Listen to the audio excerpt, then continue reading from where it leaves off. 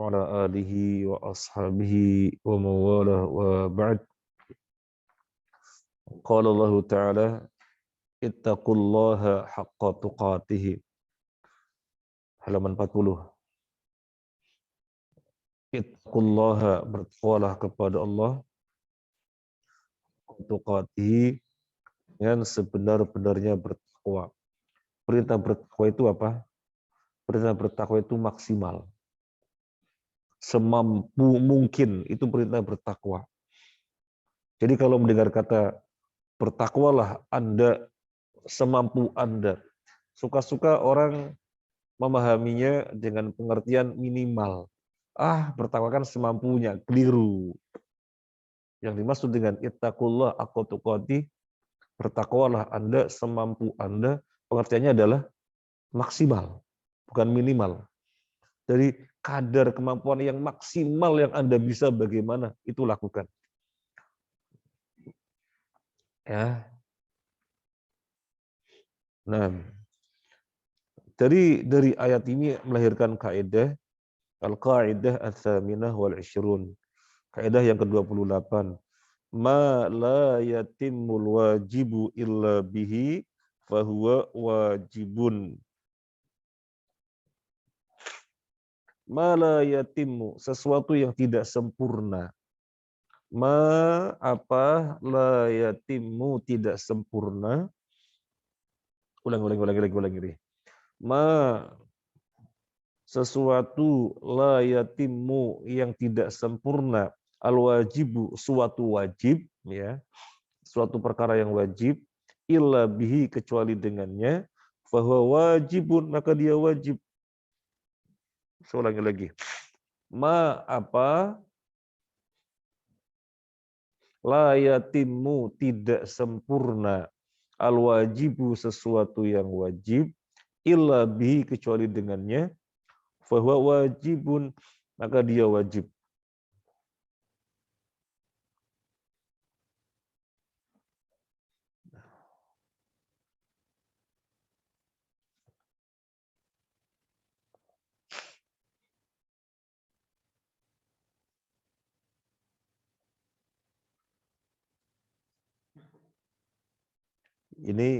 Ini sesuatu yang wajib.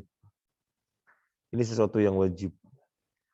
Sesuatu yang wajib ini tidak akan bisa tegak kecuali diginikan. Maka diginikan hukumnya wajib. Nyambung apa enggak? Begini. Mas Denin, antum Jakarta. Dan dia nggak bisa pergi ke Jakarta kecuali dengan membeli tiket. Maka membeli tiket hukumnya wajib. Nah, gitu.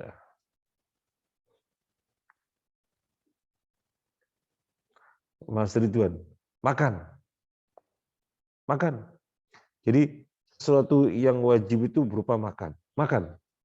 Nah, dia nggak bisa makan kecuali dengan masak dulu. Maka masak dulu hukumnya wajib. Oke?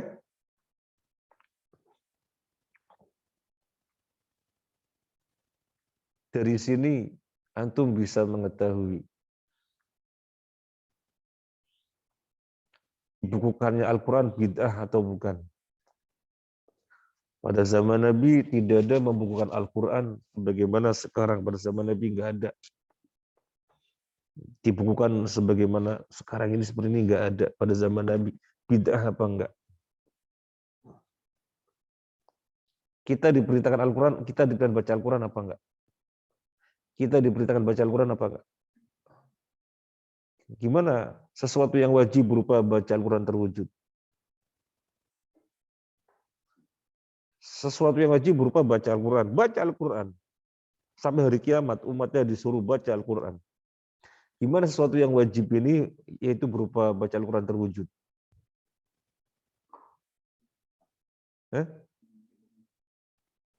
Gak mungkin orang bisa baca Al-Quran kalau tidak ada Al-Qurannya. Kalau tidak dibukukan, sehingga terhenti pada zaman Nabi saja nggak dibukukan. Kita bisa melakukan yang wajib yang berupa baca Al-Quran? Nggak bisa. Nanti dalam pelajaran usul fiqh yang berikutnya, ini namanya al-masalih al-mursalah. Dalam pembahasan usul fiqh yang berikutnya, al-masalih al-mursalah. Sesuatu yang harus ada, yang tanpa sesuatu itu tidak terwujud, maka sesuatu hukumnya wajib. Ya sama seperti ini. Ma la yatimmul wajibu, sesuatu yang tidak sempurna, al-wajib, yang wajib, illa bihi, kecuali dengannya, bahwa wajib, maka dia wajib.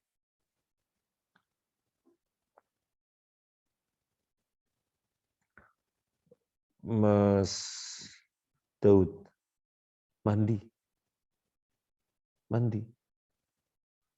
Dan Mas Daud nggak bisa mandi, kecuali harus ngangsu dulu. Kayak senior antum zaman doeloe, ya, zaman dulu nggak bisa mandi kecuali ngangsu. Berangkat ngangsu. Satu gerobak berapa dirjen? 8. 1, 2, 3, 4, 5, 8. Dibawa dulu baru bisa mandi. Nah, mandi. Dan dia nggak bisa mandi kecuali ngangsu dulu, maka ngangsu hukumnya wajib. Sesuatu yang perkara wajib tidak sempurna kecuali dengan sesuatu itu, maka suatu hukumnya wajib. Sebelum kita baca ke buku, saya pengen antum ngambil contoh satu-satu. Tapi sekarang dihafalin dulu. Ma la yatimul wajibu illa bihi fahuwa wajibun. Setengah menit dihafalin dulu.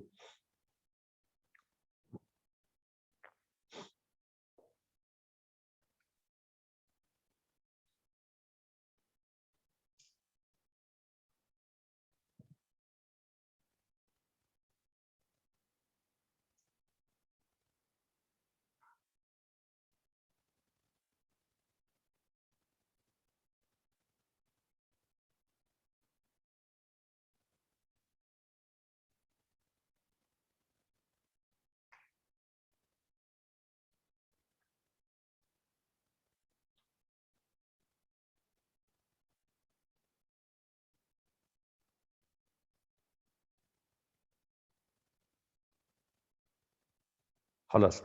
1, 2, 3. Ma la yatimul wajibu illa bihi fahuwa wajib. Hafal semua ya. Satu kali lagi. 1, 2, 3. Ma la yatimul wajibu illa bihi fahuwa wajib. Contoh satu persatu. Siapa? Semuanya harus mendatangkan. Nah. Iya. Tafadhol. Tidak bisa memasak kecuali dengan wajan. Kecuali dengan? Wajan. Iya. Mas Iwan, masak. Masak apa? Goreng telur. Jadi perkara yang wajib berupa apa? Goreng telur.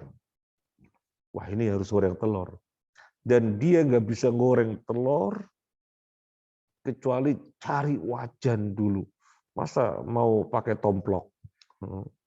Sehingga dia ke tetangganya pinjam wajan. Maka pinjam wajan hukumnya wajib. Bisa nggak Mas Akbar kemudian bilang, Mas Iwan itu piye sih? Siapa yang nyuruh nyari wajan? Disuruhnya itu goreng telur. Antum mau membenarkan siapa? Antum mau membenarkan siapa? Antum sudah tahu kaidah. Ya. Saya bilang ke Mas Iwan goreng telur. Kemudian dia ngambil sepeda motor ke tetangga-tetangganya sana, pinjem wajan. Mas Akbar geleng-geleng kepala. Aneh Mas Iwan, disuruh goreng telur kok malah cari wajan. Antum mau benarkan siapa? Mas Iwan apa Mas Akbar? Mas Iwan, antum tahu kaidah. Antum nggak bisa membenarkan Mas Akbar, nggak bisa. Kenapa? Karena dalam hal ini mencari wajah hukumnya wajib. Di mana kewajiban yang berupa goreng telur tidak mungkin terwujud kalau tidak mencari wajan. Jadi antum jangan kemudian mengatakan, oh dikit-dikit bid'ah, dikit-dikit bid'ah, dikit-dikit bid'ah. Pembukaan Quran itu bid'ah, nggak pernah ada. Yang disuruh itu membaca Quran, menghafal Al-Quran, bukan membukukan Al-Quran. Nabi nggak pernah nyuruh membukukan Al-Quran. Nggak pernah. Yang Nabi suruh itu membaca dan menghafalnya. Kira-kira yang mengatakan membuka Quran itu salah menyelisih Nabi.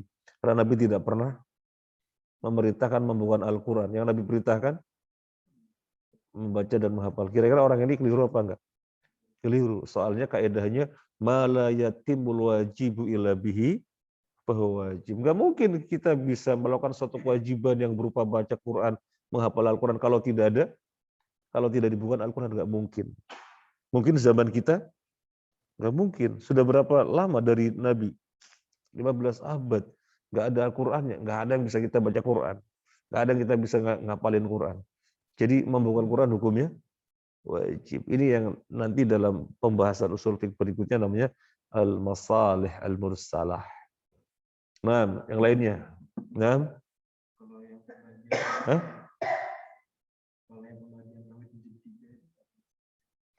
Pembagian tauhid menjadi 3. Orang nggak ngerti penjelasan tentang tauhid kecuali ulama menjelaskannya dulu dengan dibagi menjadi 3 dan orang jadi paham. Maka membagi tauhid menjadi 3 hukumnya wajib. Kalau orang tidak bisa paham kecuali dengan dijelaskan seperti itu. Pada zaman Nabi ada pembagian tauhid menjadi 3. Wahai para sahabat, tauhid dibagi menjadi 3. Ada? Ya nggak ada. Tapi mereka sudah langsung paham apa yang dikehendaki Al-Quran, apa yang dikehendaki hadis. Dan akidah mereka merupakan parameter. Nah, bagaimana untuk bisa berakidah seperti mereka? Para ulama memudahkan dari dalil-dalil yang ada, diklasifikasikan tauhid ada 3, sehingga akhirnya kita paham tauhid. Oh gitu tauhid. Maka membagi tauhid menjadi 3, di mana orang tidak bisa mengerti tentang tauhid kecuali dijelaskan seperti itu, maka penjelasan tauhid menjadi 3 hukumnya wajib. Bagus. Yang lainnya. Nah,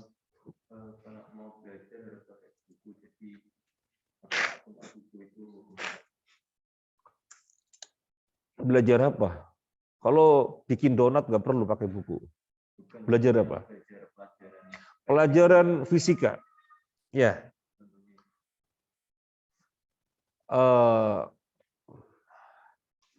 Ente belajar fisika.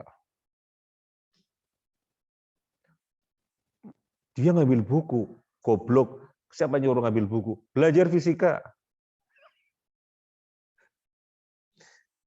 Goblok kamu. Gak ada yang nyuruh ngambil buku. Yang disuruh kamu itu belajar fisika. Dia yang digoblok-goblokin ngerti usul fiqh. Ma la yatimul wajibu illa bihi wajib. Perintah belajar fisika nggak terwujud kecuali kalau saya ngambil buku. Maka ngambil buku hukumnya wajib. Betul? Nah, bagus. Siapa lagi? Siapa lagi contoh? Nah, tukang mebel?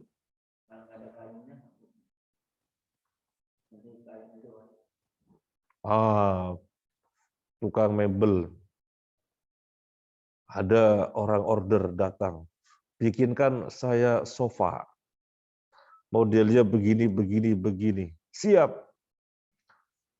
Kapan jadinya? Oh, lama itu. Paling cepat 1 pekan.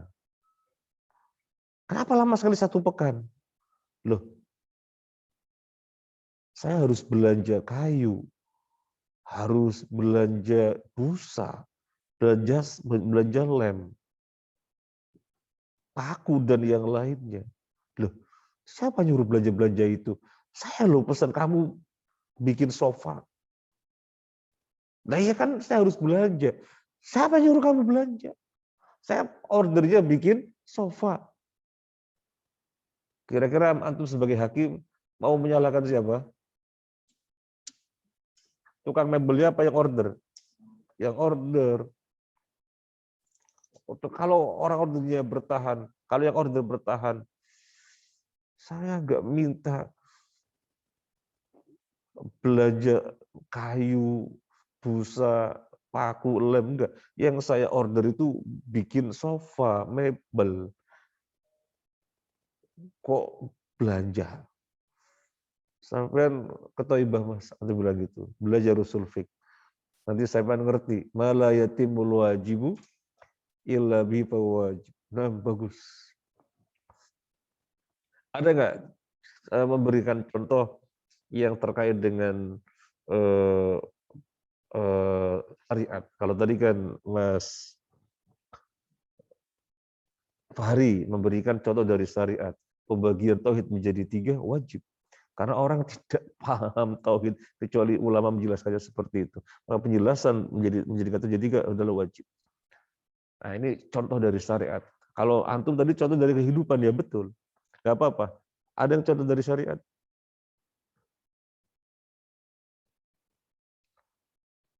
Fadol.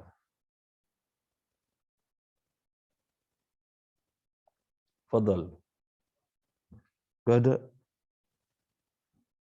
Gak ada contoh dari syariat. Naam. Ketika mau berhaji, tapi proses haji itu akan dapat terlaksana jika kita berangkat menggunakan pesawat. Jadi wajib itu berangkat menggunakan pesawat. Ya, Mas Akbar, sampean sudah balik. Wajib haji. Iya, wajib haji.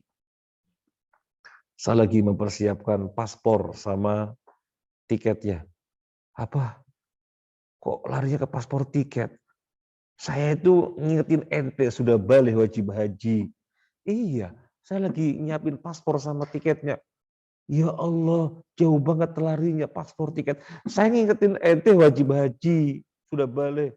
Lah iya, saya nyiapin tiket sama paspornya. Enggak nyambung. Antum datang, antum memenangkan siapa? Akbar. Ya, karena malayatimul wajib lebih bahwa wajib. Belajar tajwid. Nah, ini yang syariat. Pada zaman Nabi diajari tajwid. Diajari ini namanya ini, itu hambiluna, itu hambilahuna. Ifa diajari. Diajari. Tapi kemudian kenapa ulama memunculkan ilmu tajwid? Ya pada zaman Nabi bahasa Arab bahasa mereka. Pelafadzan huruf ya memang huruf-huruf mereka punya bahasa. Dan mereka melihat Nabi langsung bagaimana membaca Al-Quran. Dan Nabi ketika ngajari orang surat, Nabi mendikte. Terus zaman sekarang, kalau nggak ada tajwid kira-kira gimana? Berarti munculnya ilmu tajwid hukumnya wajib. Apalagi ilmu nahwu. Pada zaman Nabi ada nahwu? Nggak ada. Tapi memunculkan ilmu nahwu hukumnya wajib. Karena Al-Quran dan hadis nggak bisa dipahami kalau orang tidak ngerti nahwu. Termasuk contoh dari syariat yang lainnya adalah menetapkan hukum yang 5, wajib, sunnah, haram, makruh, mubah. Pada zaman Nabi ada istilah itu. Pada zaman Nabi ada istilah, ini hukumnya wajib, ini hukumnya sunnah, ini haram, ini makruh, ini mubah. Pada zaman Nabi ada? Anak tanya pada antum, ada apa enggak? Gak ada. Gak ada ikhwah. Itu yang dimuncul oleh ulama sekitar ya tabiin atau tabi'in. Sehingga orang bisa ngerti apa yang dikehendaki oleh suatu perintah atau suatu larangan. Kalau tidak dimunculkan istilah-istilah itu, orang nggak pernah paham tentang yang dimaksud perintah atau larangan. Jadi memunculkan istilah wajib, sunnah, haram, makruh, mubah, hukumnya wajib. Nah ini contoh-contoh dari syariat. Oke? Satu-satu lagi dari antum. Nah, Mas Daud, mandi. Mandi, tadi sudah ya mandi ya. Contoh yang lain.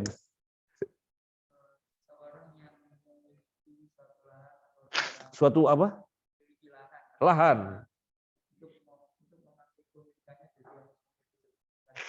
Oh, Masya Allah. Luar biasa contohnya. Ente bikin sertifikat ya. Lo buat apa? Buat apa sertifikat? Memang bisa dimakan.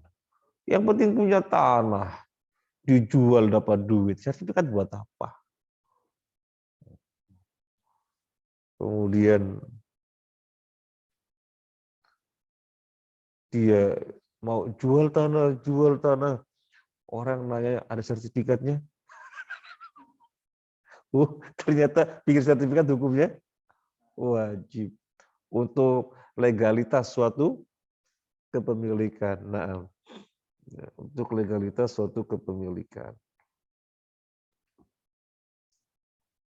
Vaksin wajib apa enggak? Ayo.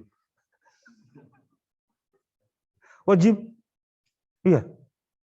Kalau bisa aman dengan vaksin, maka vaksin hukumnya wajib. Tapi kalau misalnya ternyata bisa aman, Allah kasih jalan yang lain selain vaksin, vaksin nggak wajib. Nah.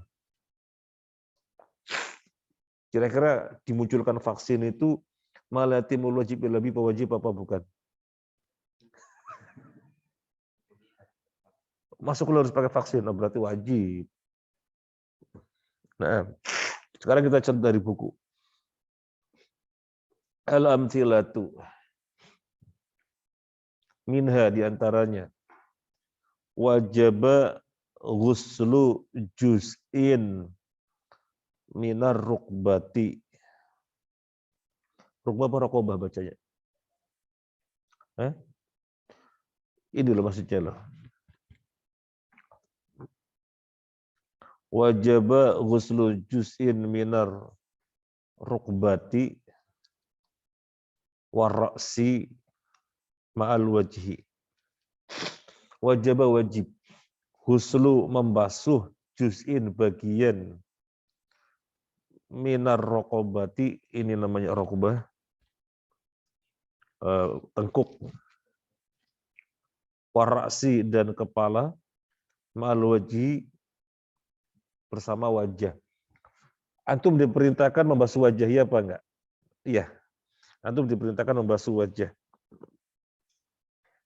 Ketika membasuh wajah tidak akan sempurna. Wajah kan ini ya. Wajah kan ini ya. Iya. Ini kan wajah. Iya. Ini wajah. Itu tidak akan terpenuhi pembasuhannya kecuali kalau antum harus memastikan bahwasanya itu terbasuh. Gimana memastikan? Antum masuk wilayah kepala. Iya, iya. Masuk wilayah kepala. Apa tuh begini? Gini. Ya nanti malah nggak terbasuh.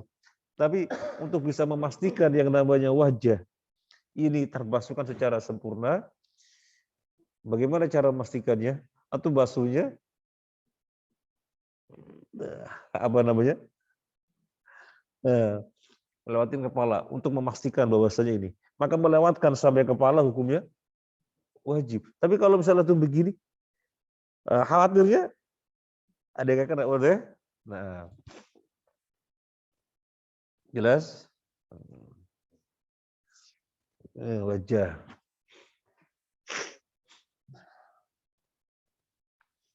Minha diantaranya wajaba huslu juz'in minal adad wasak ma'adhira' warijli.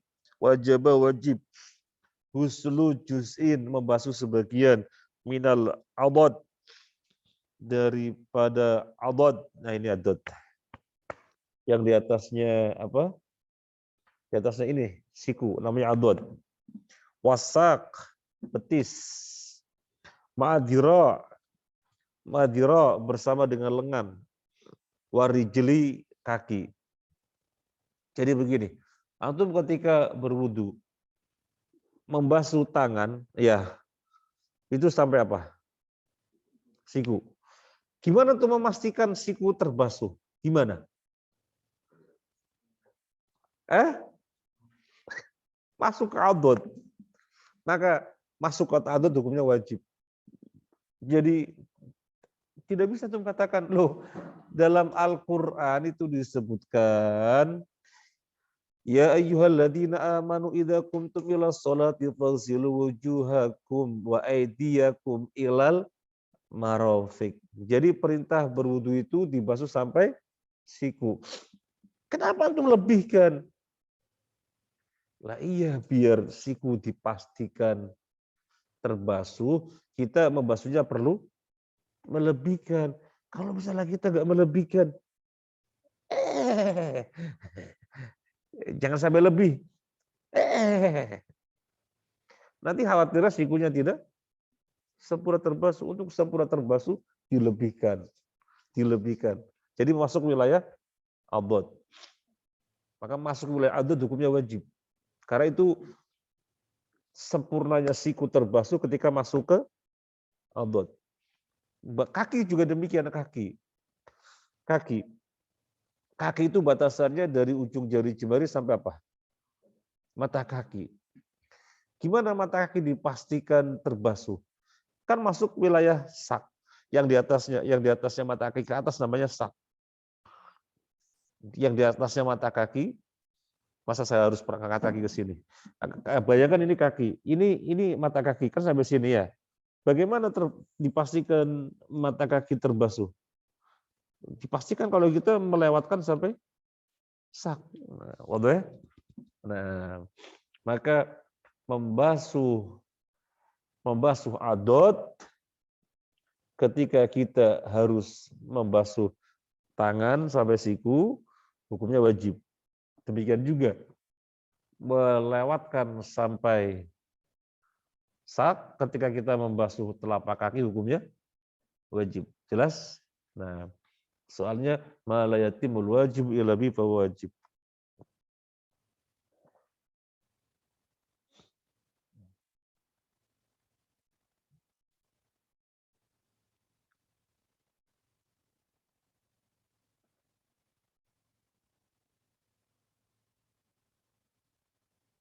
Minha diantaranya wajib satru juz'in minar rukbati ma'al aurati wa satru juz'in minal wajhi ma'ar ra'si lil mar'ati. Wajib menutup bagian daripada lutut ma'al aurati bersama dengan aurat. Ini pendapat bagi yang mengatakan lutut bukan aurat ya. Iya, ini pendapat. Ini pendapat yang mengatakan lutut bagi aurat. Jadi aurat itu paha saja. Aurat itu paha. Lutut bukan aurat. Gimana memastikan aurat yang namanya paha tertutup? Harus melewati lutut sehingga paha dipastikan tertutup. Yang namanya auratan paha. Kemudian pahanya saja. Jangan sampai lutut. Namanya aurat paha. Ya nanti nggak sempurna. Untuk sempurna paha tertutup, maka mesti melewati bagian daripada lutut. Sekali lagi, ini pandangan bagi yang mengatakan lutut bukan aurat. Yang sahih lutut adalah aurat. Yang sahih lutut aurat. Nggak apa-apa antum mengambil contoh ini mengikuti muallif. Tapi yang sahih lutut adalah aurat. Sehingga untuk memastikan seluruh aurat tertutup, paha dan lutut, berarti harus menutup apa? Bagian daripada apa? Hah? Bagian dari apa? Sak. Sak itu kan dari atasnya telapak, dari atasnya mata kaki sampai sebelum lutut namanya sak.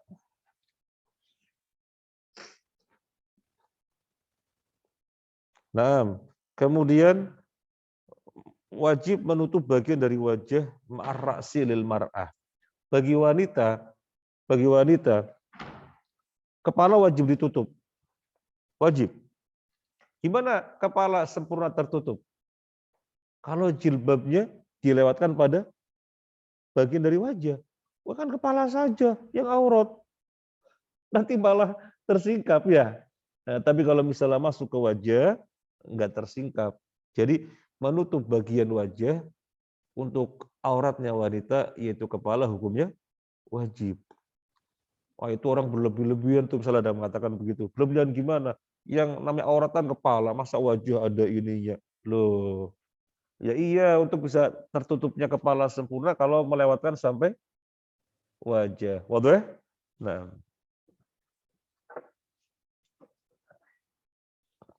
sudah sampai situ.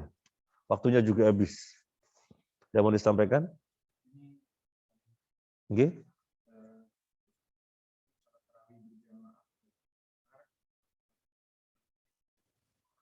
Sholat taraweh pada zaman Umar radhiyallahu an. Apakah termasuk dalam kaidah ini? Gimana? Yang dipahami gimana? Kan sholat taraweh pada zaman Umar radhiyallahu an kan menyatukan menjadi satu jamaah ya. Awalnya kan di masjid, ya ada yang jamaah sebagian imam sendiri-sendiri, ada yang memang sendiri-sendiri sholat tanpa jamaah kan begitu. Dikumpul oleh Umar bin Khattab dengan satu jamaah ditunjuk imam siapa namanya? Ubay bin Ka'ab radhiyallahu an. Kemudian akhirnya sampai sekarang sholat taraweh berjamaah. Kaitannya dengan kaidah ini yang mana yang dikehendaki? Hah? Biar jamaah. Biar berjamaah.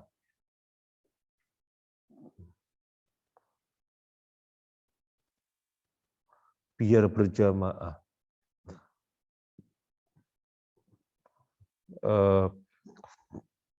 Kalau dikaitan dengan kaidah ini, mohon maaf saya nggak paham. Tapi nanti itu lebih pas.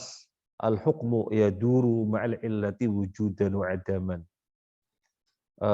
Ditetapkannya hukum ya berkisar pada ada atau tidak adanya alasan.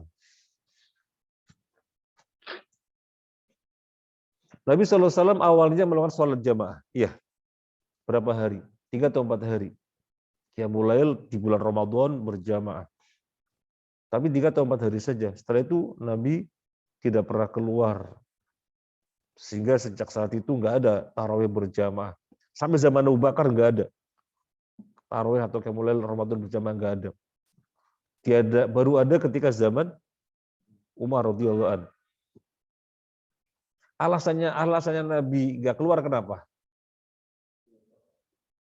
Iya, karena khawatir ada wahyu yang mewajibkan. Ketika Nabi SAW wafat, kira-kira kekhawatiran turun wahyu mewajibkan ada apa enggak? Kekhawatiran enggak ada, ya, enggak ada, karena wahyu sudah tidak turun lagi. Berarti kekhawatiran itu sudah tidak ada, ya. Karena kekhawatiran sudah tidak ada, berarti alasan untuk alasan Nabi meniadakan sudah tidak ada, maka kemudian tetap jamaah. Soalnya alasan yang berupa adanya wahyu turun wajiban sudah tidak ada lagi, maka kembali jamaah. Hukum itu ditetapkan berkisar ada atau tidak adanya alasan. Nah ini lebih pas kalau yang dimaksud ini. Tapi kalau misalnya biar jamaah, maka Umar perintahkan jamaah. Memang aslinya jamaah. Salat qiyamul lail di bulan Ramadan aslinya adalah diperintah jamaah. Maka Nabi bersabda, man qoma ma'imami hatta yansorifa kutiba lahu qiyamul lailatin. Barang siapa yang sholat bersama imam sampai selesai, maka dicatat baginya pahala semalam suntuk. Jadi memang perintah jamaah. Tapi Nabi kenapa nggak jamaah? Cuma 3 atau 4 hari saja. Kenapa? Karena ada khawatir turun wahyu yang mewajibkan. Ketika Nabi sudah wafat, tidak ada kekhawatiran itu lagi. Berarti alasan yang dikhawatirkan sudah tidak ada. Maka kembali jamaah sebagaimana Nabi tetapkan di awal. Wadah? Nah, jadi saya belum paham. Kecuali kalau yang bertanya mau menjelaskan sisi apanya, silahkan. Belum. Ya kalau yang bertanya tadi menjelaskan sisi apanya dikaitan dengan kaidah ini, silahkan. Tapi saya belum nyambung terkait dengan kaidah ini. Ada yang mau disampaikan? Ada. Baik, dihafalin. 1, 2, 3. Ma la yatimul wajibu illa bihi fahuwa wajib. Hafal semua ya. Mas Alif, hafal. Coba.